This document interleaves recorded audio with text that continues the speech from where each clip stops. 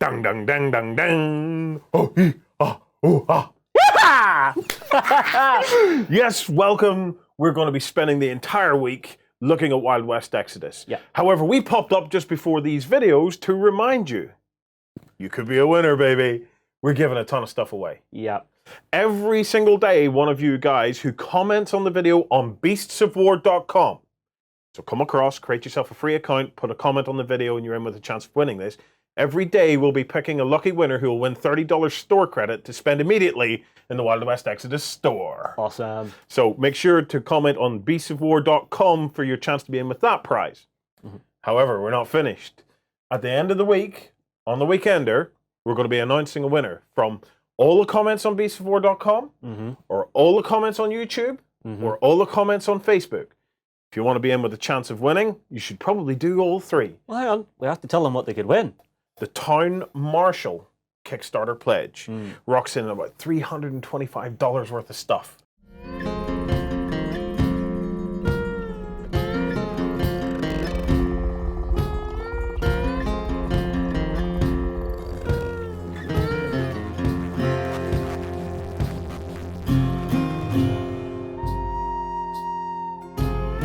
Hello, chaps and chapettes. Today I'm going to paint a Wild West Exodus miniature, and I hope you will follow me painting. Look, this is the guy we're going to paint. This is one of the Outlaws, I believe. Unless I'm completely mistaken and it's some of the lawmen, but I think it's an Outlaw. Looks like an Outlaw. Anyway. As color schemes go, quite honestly, I don't feel that these cowboy types wear uniforms anyway, so I'm going to paint him exactly the way I want to, because outlaws are outlaws, and lawmen, well, they don't really look like that, I know. This guy has, I don't know if you've noticed, but a relatively historically accurate Civil War sniper rifle for some reason, and little gun thingies and holsters and loads of steampunk things. Look at his little boots. He has little straps with metal carapace over. It's really quite interesting, and some sort of metal spats or. Anyway, it's like a steampunk cowboy. This is one of the sins of Wild West Exodus, in my opinion. Wild West Exodus is a great range of miniatures. They're really lovely, especially the plastics. Really, really loads of details. Very nice. I love them. I love the resin as well, even if the resin have more casting problems sometimes. But there are two things I would regret about the range. It's perfect, except one thing I regret is that there's loads and loads of gears and armor plates and loads of steampunk looking things and belts and bullets and all that do not seem like they have a proper use or a legitimate utility on their characters and on their on a lot of their sculpts, actually. That's one thing, but it's really a pet peeve because it does look cool. That guy is actually I think he is resin. He was put together quite easily. The Wild West Exodus miniatures are really easily modeled. That is, they are idiot-proof. Honestly, they have no posability. That's something you lose, but they actually have very great poses. That you're really happy with the poses, even though you can't change them, and they don't have this knife and fork syndrome or anything. They really have realistic poses, realistic creases in their garbs and clothes. No, this is really well done and well thought out. and the modeling is very straightforward. I mean, you spend minutes where you would spend hours on other ranges. Honestly, this is really great. That's also why I love them. This guy has loads of little details that we're going to have to paint, and he also has well, I put him on a scenic base with a little scorpion because I like that one. It's a scenic base that's in the pack actually for the 2-player starter set, or some other pack. I don't remember. Anyway, this is a Wild West Exodus scenic plug that plugs into their bases. As you can see, they have weird little plinth-like bases for gaming that should display the miniatures quite lovely, in quite a lovely fashion, really. At least I think so. All right, let's start with our little guy. As you can see, there's loads of straps and boots and details and all that. So much so that I even hesitated to painting him in anything else but brown, you know. Everything looks to be either leather or cord, so just brown wash, job done. But it's never been my way, so we'll actually detail the whole thing. I have primed the guy grey and pre-shaded him with a little sprinkle of white on top, so I could see the detail better. Let's see. As per usual, I will start with the flesh tone. I will grab a #1 brush from Prince August, and I will get some flat flesh from Flames of War for the man's face, and probably his hands as well. He possibly has gloves, but we'll see.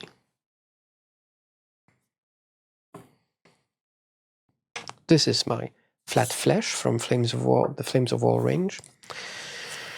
The Flames of War range is produced by Vallejo.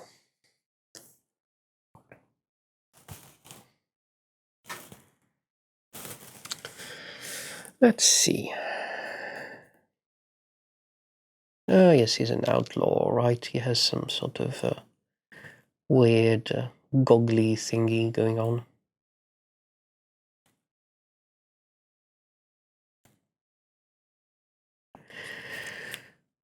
I don't know if you notice here, he has little sideburns.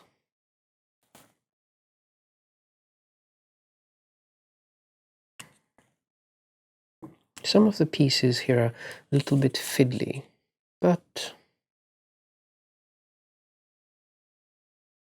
actually it allows for the plastic to retain a lot of detail.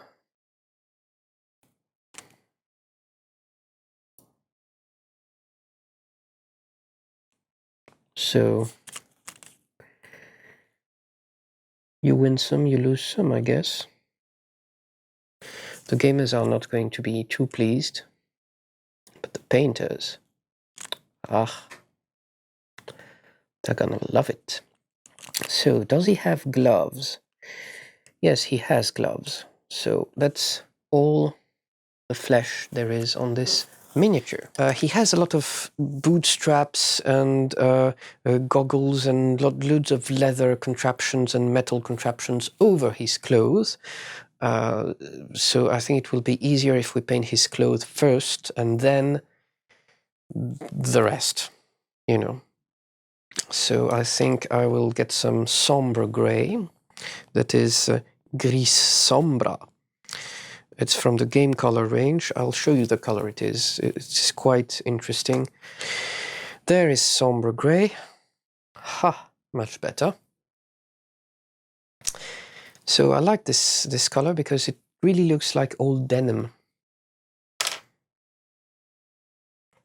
I'll grab a slightly thicker brush. Very slightly thicker. It's a #0 brush by Raphael. There's loads of little itsy bitsy weird bits and things and thingamabobs on his pants for some reason.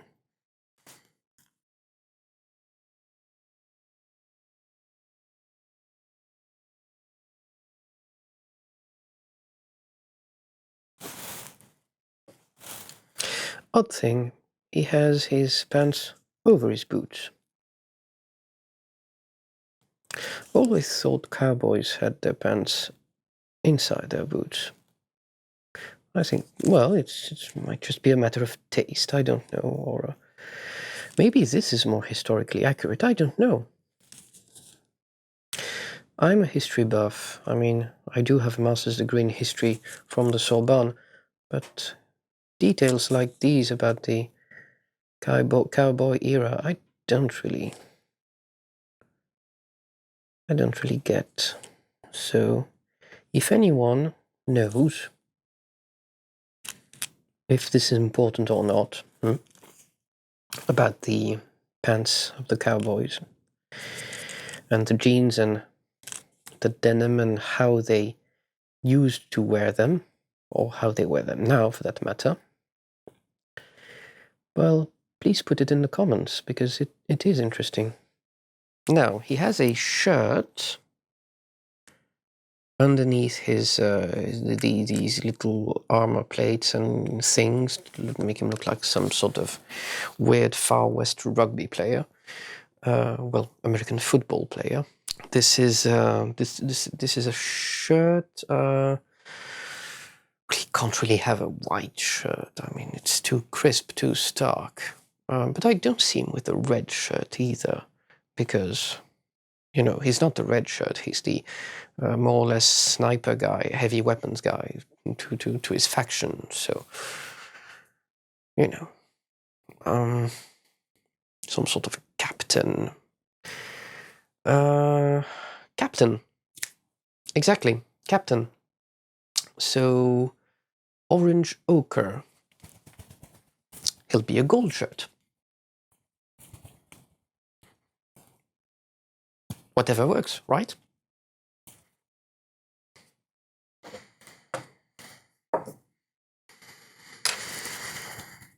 I think everybody gets the reference. Star Trek, you know? Just tell me if I'm completely mistaken here, but I am talking to a geek crowd. Right?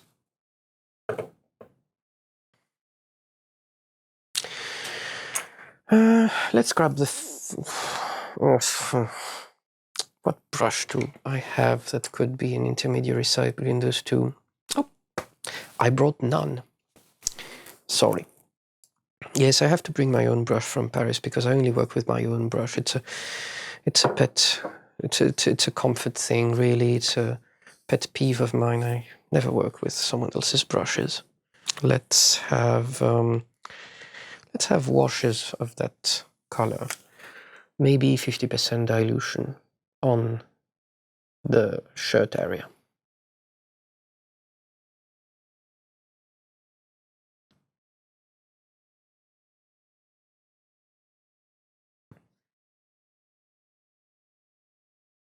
You can still see that my washes are transparent enough that the priming, the pre-shading of the priming is seen through that. Actually, I've overstepped here. There's slightly too much paint here.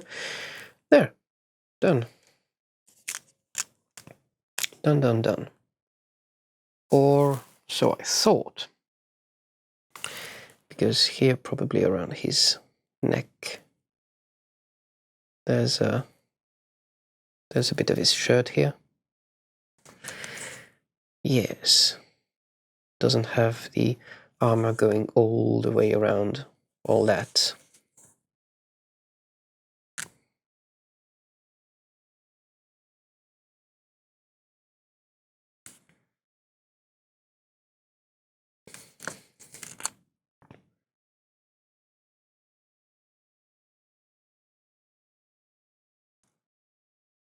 There.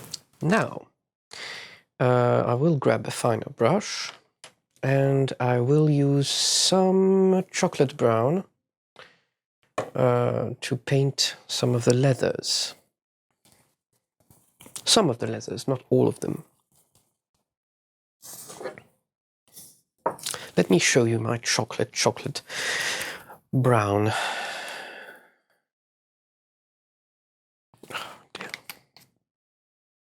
Let's shake it more.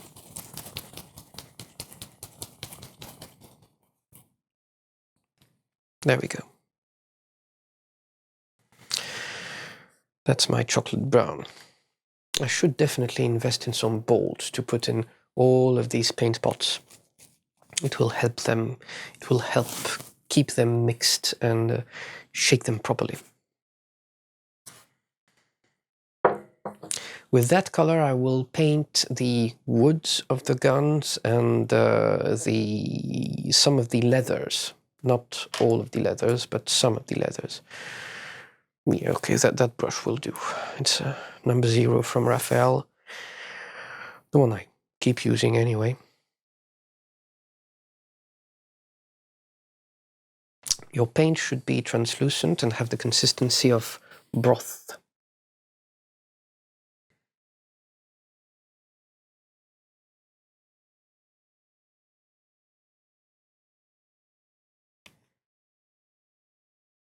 He has 2 belts here and little bullets.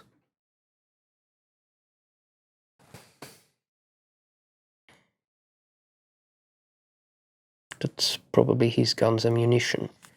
There we go. I believe there's a strap here that needs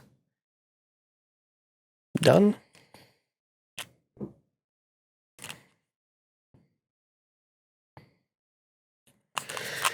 I believe there's a strap on the other side as well. Even though I kind of painted yellow over it by mistake, I'll just put some brown on it, and that's it. Now, yes, the wood of the gun here.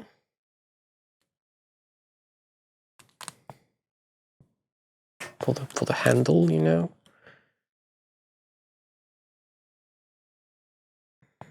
I'll just put brown all over it, and we'll detail it later in metal.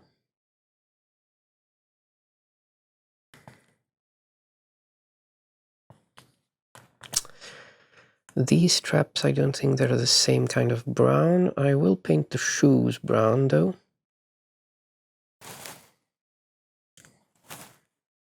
Just because. Again, there's probably metal on it, but we will detail that later. Perhaps that belt should be a lot more brown as well.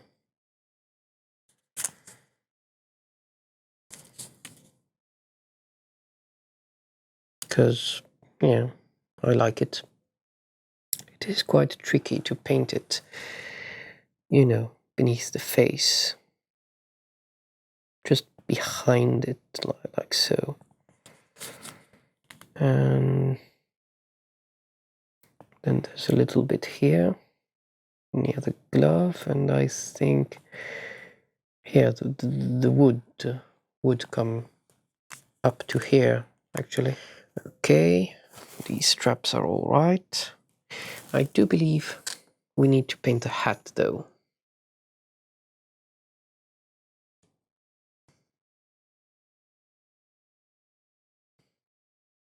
I don't know why that the hat has some sort of a weird uneven strap or a frilly thingy ribbon thing on the side here. Let me show you under the close cam. See? It's quite interesting, that irregularity here. It's repeated on the other side. It's some sort of steampunky design.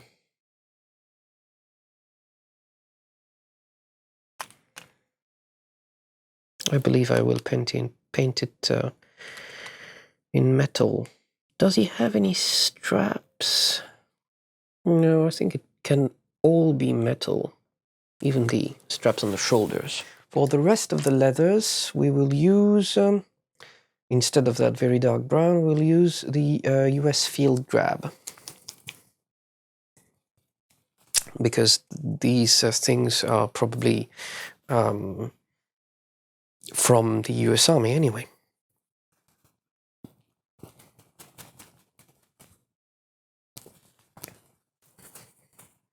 On Outlaws? Yes, on Outlaws. Taken from the corpses.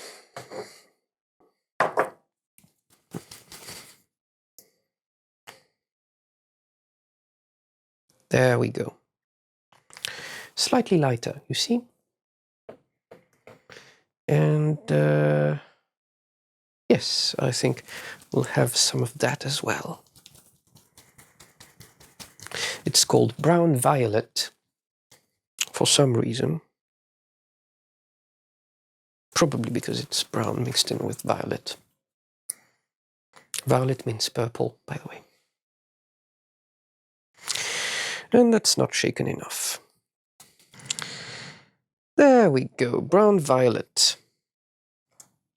I will grab my finer brush and I will use some of the violet brown thingy on the rest of these lovely little S&M straps. These are cowboys. This is going to be very complicated.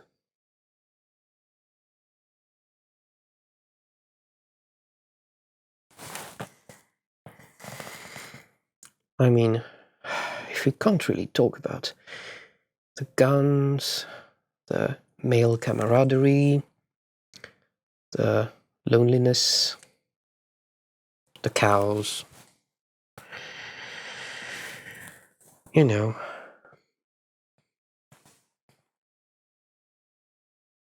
Oh my, what a big gun you have. What are you doing in this part of the desert? This town isn't big enough for the both of us.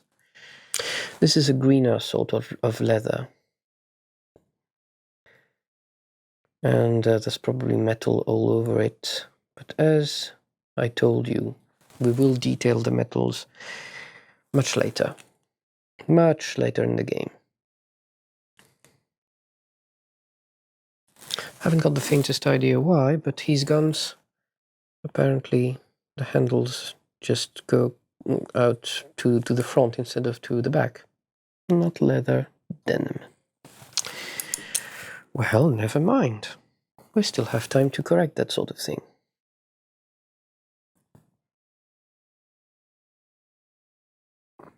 It's not as if this is going to be pristine denim anyway.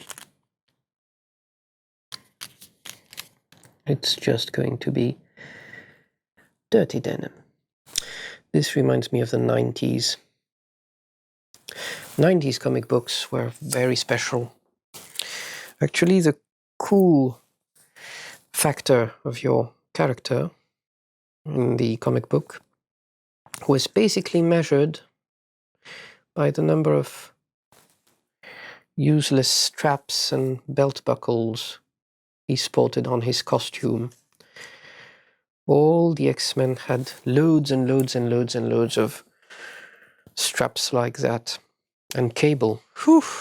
Goodness gracious me, cable.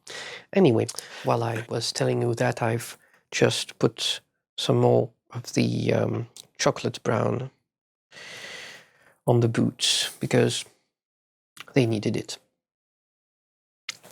And now, more straps.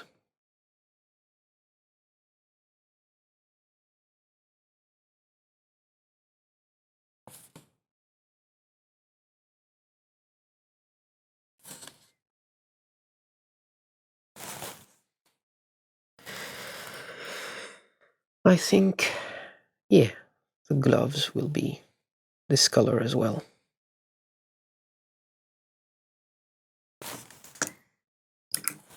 I need to rinse my brush a little. Look, let's paint the gloves. Oh, and he has a little domino thingy with goggles. I think we'll paint that leather too. Just because.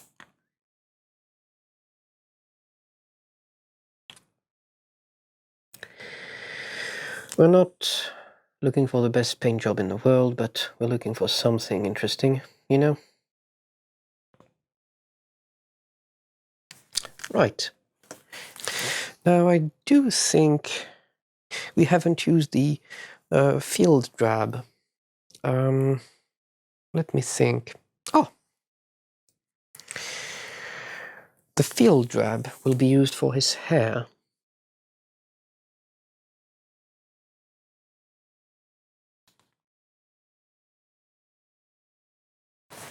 So, yeah, something mousy. And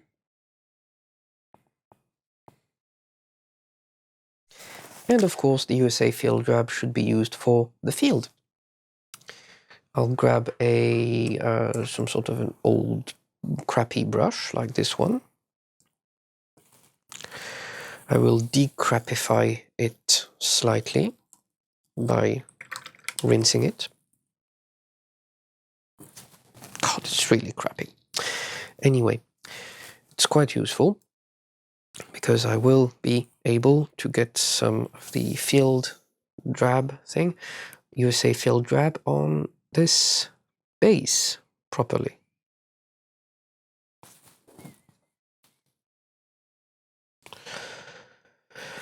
Perhaps with a little more water on my brush. Very well. This is some sort of desert thing that's cracked on this side and somehow sandy on the other. Again, this was really easy to put together. It's not really straight, but I guess that's my fault. Seriously though, I could have glued it better. I will admit that. See, there's a little discrepancy here, but normally it's not seamless, but it works fine. But anyway, it's nothing a little bit of putty won't cure. Now, metals. Let's see. Well, this is steampunk. This is steampunk, isn't it? So brass is in order. I'll get some tinny tin. This is tinny tin from the Vallejo game color range. It's some sort of very dark copper brass thing. It's the equivalent of gunmetal for the brass, really. I have to shake it a little because, well, it's a metallic paint. Metallic paints tend to sediment a little more. This is a color I really like. Let's put some here. See? It's almost like a wine red, little ochre, little wine red color, and with metallic pigments. Quite fun. I'll grab my slightly larger brush. It's my number 0 from Raphael.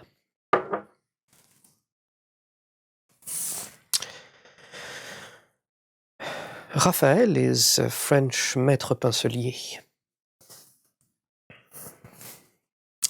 That's why I use them. I can get them in France readily, and I don't have to pay extra for all sorts of postage fees and whatnot.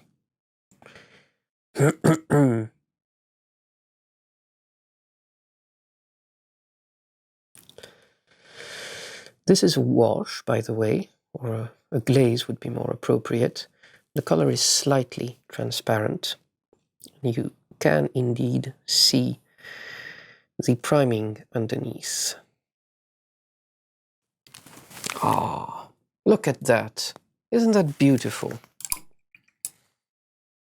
Now, if only I could correct the base coat for the blue. Here.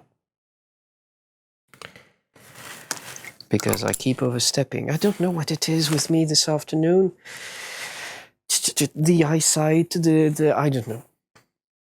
It happens. It will happen to you too. Sometimes you just have an off day. Luckily, even in my off days, I can still work the Beast of War studio. I don't want to blow my horn, but I can still teach. Even if I can't paint that well, I still can teach you the technique. It's about teaching, not necessarily about painting. There you go. Now we'll do this little fellow here. We'll just have to be extra careful, won't we? Yes, we will. Let us not forget to paint every side of that little knee pad. I don't think that would be quite comfortable as leg wear, these brass things or whatever. I think wearing them all the time would probably hurt you.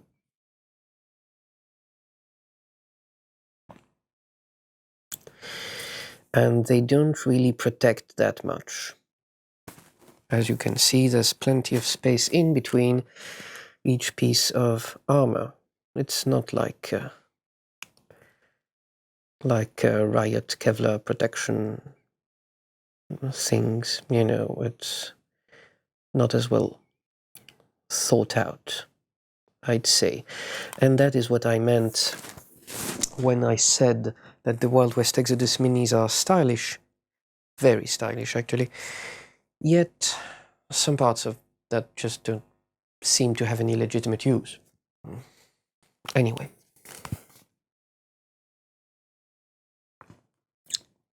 Actually, let's put a little bit of brass here. Let's have a brass plate on that glove. This elbow pad here looks like it's brass as well. I know brass is heavy, brass is not really adapted to any of this armor nonsense, not since the ancient times, but it looks really good.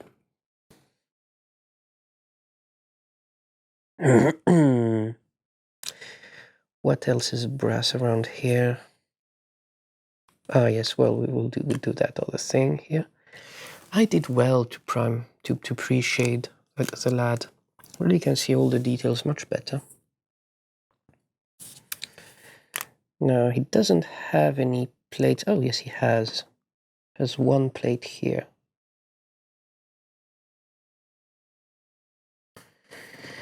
On his glove.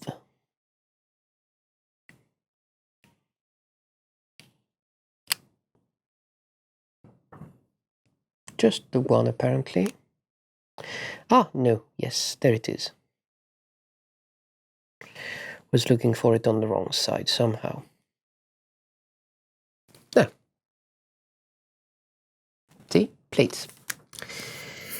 Now, this is supposed to be brass as well.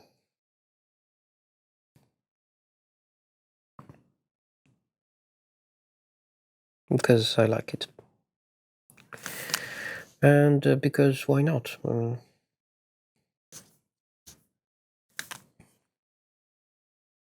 I've seen one in a museum. One of the first sniper rifle visors. And it was indeed, well, it wasn't brass really, but It was that sort of color. And I think that I'd like it to be brass as well, even though it probably is wood anyway. No, I think brass. Brass is the way to go. This is shockingly steampunk anyway. I mean, who am I kidding? We love this style. Maybe this is brass that's been reinforced through weird technology from the steampunk fictitious era. You know? That sort of paradigm.